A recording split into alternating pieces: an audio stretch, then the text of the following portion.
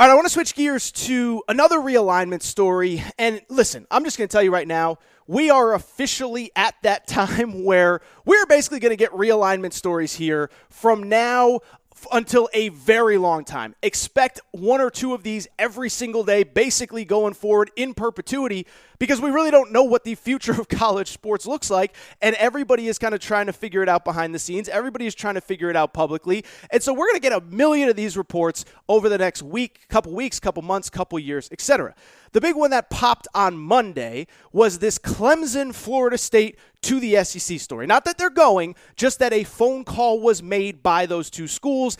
And it was kind of crazy. I was actually hosting Fox Sports Radio when this report happened. By the time I actually had a chance to look into it, unfortunately, Clemson and Florida State had both vehemently denied that they have any interest in joining the SEC, as I just said. But what I will tell you is this. Whether those two schools are going to acknowledge it, whether they can easily get out of their current TV contract, let me just say this. Do I believe that this story has some sort of legs and that Clemson and Florida State made a phone call? I'll be honest, I do. And I'll even take it a step further. I think Clemson and Florida State fans should be mad if their schools have not made a phone call to the SEC. Let me explain why. First of all, as it pertains to the report itself, the guy that put it out there, a lot of people might not know, his name is Mark Ryan. I know Mark Ryan. Mark Ryan is not a guy who is in this to get attention. If you never heard of him before, it's because he is a great local radio host that is passionate about covering Clemson and South Carolina. He's not passionate about making a name for himself. He's not passionate about putting nonsense out there. And while I can't definitively say that his report is 100% accurate, what I can tell you is this. He lives in South Carolina. He does Clemson football pre- and post-game. He is around that program more than basically any member of the media. And so if anyone would have good insight into what is going on behind the scenes at Clemson, it would be that guy. No different than all of the great local reporters that we have. Listen, when you want good information on Kentucky basketball, you go to Matt Jones or Jack Pilgrim. When you want good information on Texas football, you go to Chip Brown, who is the best reporter there is on Texas. You want great information on, I don't know, any school, pick a school. Louisville with Nick Coffey. Nick Coffey knows more about Louisville than I ever will because he's there every day and he covers it. And so I believe that Mark has, at the very least, better sources on this story than probably anybody in the national media. And I believe when he says, listen, I talked to somebody pretty high up that told me this happened. But it's not really about, do I know this guy? Do I not know this guy? Trust the source. And by the way, I should mention, I think you guys know, I'm not saying it because he's my buddy. I'm saying it because I don't think he is the type of person that's going to put out nonsense for the sake of putting it out. But this isn't about the fact that I know the guy, I don't know the guy, whatever. The reason I believe this happened is because it almost wouldn't make sense if it didn't happen. And let me explain what I mean by that. Right now, college sports is at this insane tipping point. I talked about it when Texas and Oklahoma officially withdrew from the Big 12. I said, look, in 20, 30, 40 years, we are going to look back at Texas and Oklahoma leaving the Big 12 as the story and the day that college sports changed forever. It is never going to be the same than it was when Texas and Oklahoma were in the Big 12 pre-SEC. And so when I look at where college sports is now and where it's going, the future is insanely uncertain. Right now, there are really only two things that we know about the present and future of college sports, or at least the future of college sports. We know that at some point, Texas and Oklahoma are going to go to the SEC. Don't know if it's going to be 2022. Don't know if it's going to be 2025. Have no idea. But it's going to happen sometime in the next 4 years. The only other thing we really know is this.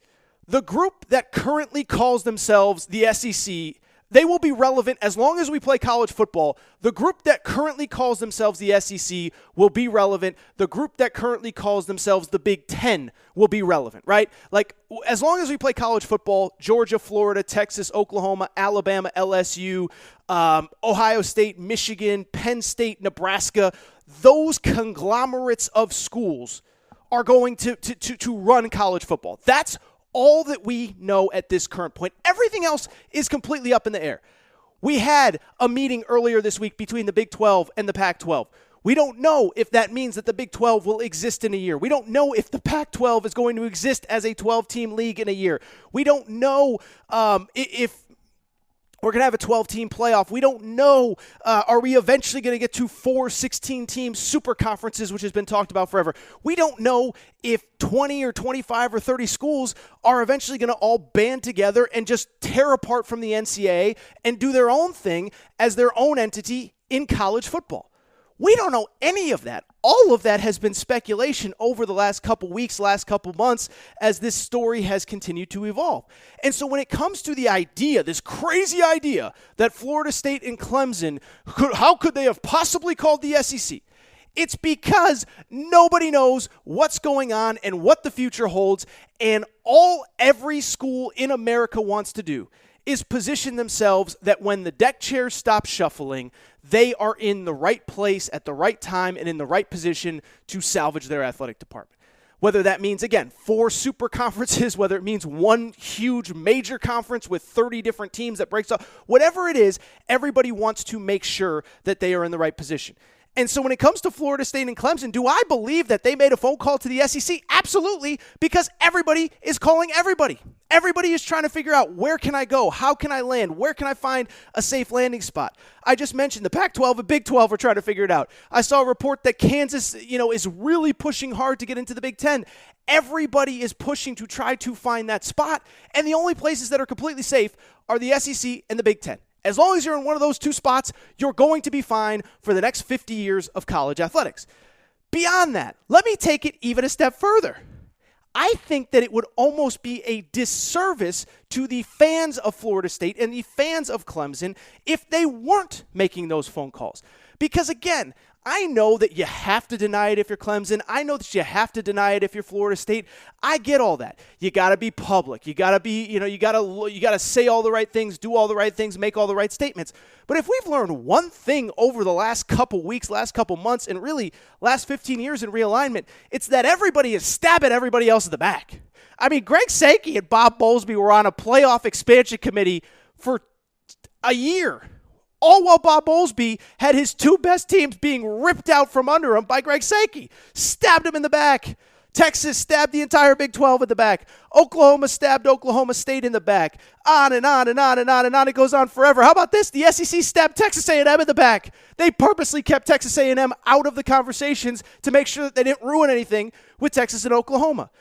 So the idea that, of course, Clemson and Florida State are going to say things publicly, but their job is not to salvage the ACC. And by the way, I said it on Monday's Aaron Torres Sports Podcast. I hope all of these conferences get salvaged. I like that different regions play against each other and that everything I like the way things are right now. But for Clemson and Florida State, their job is to not hold the ACC together. Their job is not to make sure that everybody has a soft landing spot and everything's great and it's kumbaya for all these 15 teams in the ACC. Their job is to do what is best for Florida State and Clemson. And so again, if I was a Clemson fan or if I was a Florida State fan, I would be mad if they were not reaching out to the SEC. Now again, it's not going to happen. Not right now, because I think the SEC, frankly, is pretty comfortable going to 16 teams, getting that mega TV deal that's probably going to be for over $1 billion with Texas and Oklahoma. The ACC TV deal is not going to be easy to break. They have a grant and rights into the 2030s, so it's not going to be easy to break. And by the way, ESPN has no incentive to break up the ACC because they own the ACC TV rights. But then again, listen, we thought the Big 12 contract was ironclad until 2025. And look what happened. Texas and Oklahoma are trying to get out right now to play in the SEC next year. So do I believe Clemson and Florida State are going to be in the ACC or going to be in the SEC in the coming years? I do not. But do I believe that basically everybody in college athletics is calling everybody else, trying to find a landing spot? I'll be honest, I do believe it. And so whether Clemson and Florida State are going to deny it, whether this school is going to deny it, whether that conference is going to deny it, everybody is trying to do what is best for them. And I absolutely believe that this Florida State-Clemson story has legs. If you enjoyed this video, please do me a favor. Subscribe to the Aaron Torres Podcast YouTube channel. Also, make sure you're following on social media at Aaron_Torres on Twitter, at Aaron Torres Pod on Instagram, Aaron Torres Podcast Questions at gmail.com, and also subscribe to the Aaron Torres Sports Podcast.